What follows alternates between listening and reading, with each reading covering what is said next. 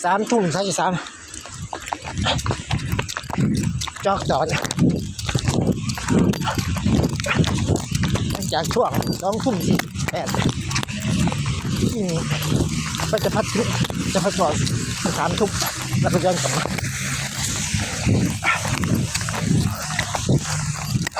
หมดว่าเยอะ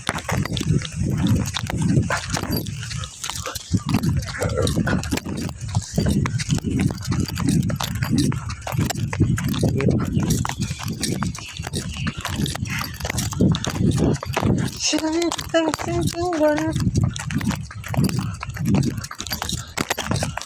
อันนี้ก็อากับก็วิ่งเข้าไปนี้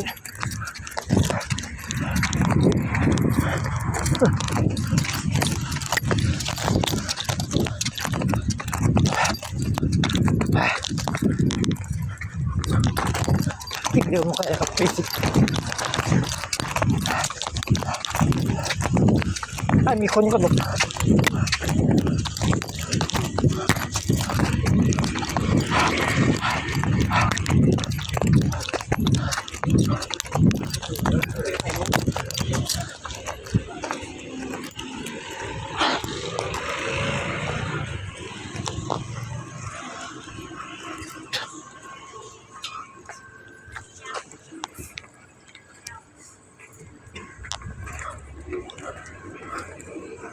อันนี้ก็จอกัน